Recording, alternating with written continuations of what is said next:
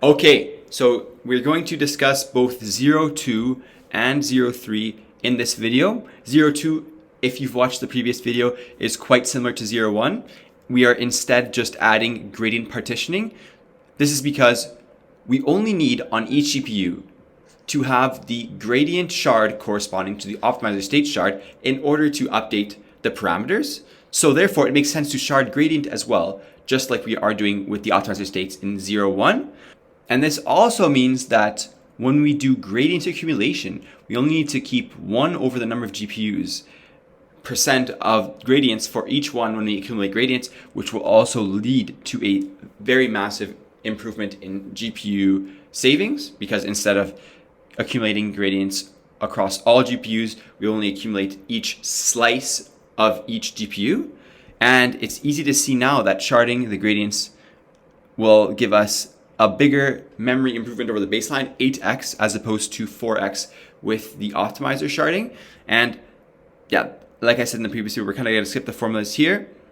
And here they say that 0.2 is equivalent to vanilla data parallelism training with respect to communication, which is a typo. I think they mean 0.1, because this step here, the all gather of the optimizer states, is not a part of vanilla data parallelism. So this is quite concerning that such a flagrant typo is here. But what is true is that in terms of communication, 0.2 is similar to 0.1. They both require reduced scatter for the gradients and an all gather over all parameters.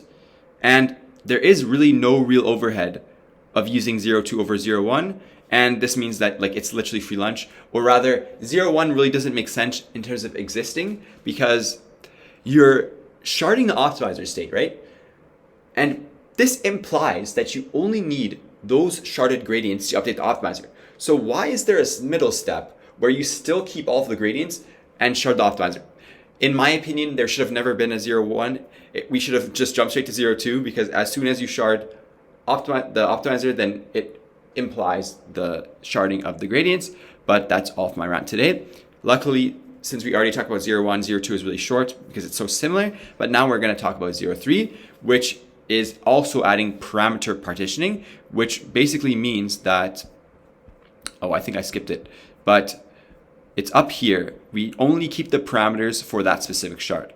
And this is also known as FSDP, which was proposed by Meta. And this is how it's called in PyTorch. So there are some converging strategies here in terms of being developed by different labs. 0.3 was developed by DeepSpeed, and then FSDP was developed by Meta. So there's a bit of history for you. So how do we do a forward and backward pass in practice if all parts of the models are distributed and no single GPU has all of the weights? And this means that we will have to gather them on demand when we need them. And this is how it looks like in the forward pass. So in the forward pass, we have layer n, where we have an all gather, which means that every GPU will send its part of layer n to the other GPUs so that the layer is temporarily complete on each device. And then we will complete the calculation, get our activations, and then move on to the next layer. So as we perform the forward pass and sequentially go through the layers, we retrieve the necessary parameters on demand and immediately flush them out from memory when we don't need them anymore. That is to say, when we move to the next layer. And the backward pass works in the same way. Instead, it's inverted.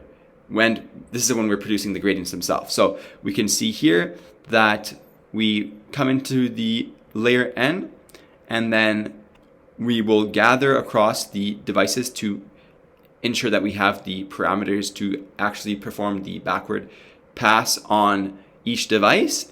And then this will give us the gradients. But then we do a reduced scatter, which means that we send to each device its gradients that it calculates. So that is to say that its partition or its slice. So whereas in all gather, you can see that we're sending all of the values to all of the GPUs. In reduced scatter, we're sending all of the gradients to only the specific GPU that computes that partition. And what this means is that we need to do these all gathers continuously throughout the forward and backward step, as opposed to just once. Literally in every single layer we have to do it, which means that we do a total of 2 times the number of layers minus 1 all gathers in a training step. The minus 1, I'm not sure, that must come from the beginning or the end of one of the forward or backward steps. And these additional all gathers come with a small base latency overhead, which turns out to be 50%. according to deep speed, which developed 03. And now if we look at the figure, we see that there is a all gather before we calculate the forward pass on the first layer or the 0th layer, and then we free those parameters. And then while we're still doing this, we actually are already doing what's called a prefetch on layer 1 so that we can calculate that immediately once we free the parameters. So during the forward pass, we do all gather operations for the parameters when we need them. And since we discard the parameters immediately after the forward pass, then we also need to fetch them once again during the backward pass, which means that we have this extra communication task. And then finally, we need to do the same reduce scatter as in 02 for the gradients. And this reduce scatter is happening after every single backward right here in order to consolidate the gradients onto whichever GPU is storing that partition. So like I mentioned, we're going to use prefetching, which means that we will all gather the weights for layer n+1 while we do the current layer for layer n, and we will all gather the weights for layer n-1 while we do the backward for layer n, because we're going in the opposite direction. What this means is that this overlap only holds true as long as we don't scale data parallelism too much. Once again, referring to the ring latency, where having too many GPUs means that you cannot communicate with them in time, and the rule of thumb here is that you can't have more than 512 GPUs. We will once again skip this formula here, but what this does means is that we can drive memory usage down indefinitely if we increase the number of GPUs, since every single term here is divided by the number of GPUs. In summary, we have seen that we can increase throughput of training significantly with data parallelism simply by scaling training by adding more GPUs, and with 0 we can train even models that would ordinarily not fit onto a single GPU by sharding weights, gradients, and optimizer states, with, of course, a trade-off that is a communication cost. However, there's a limit, as data parallelism only works if a layer of the model fits in a single GPU, and 0 can help by partitioning the gradients, the weights, and the optimizer states, but it does not partition the activation memory, which, if we recall from, I think, first episode, is what really balloons with the sequence length and batch size. So we could just limit those, but in practice, we don't want to be limited by hardware to train with only a short sequence length, because as you know, we have models with very long sequencing. So of course, there are solutions to these problems.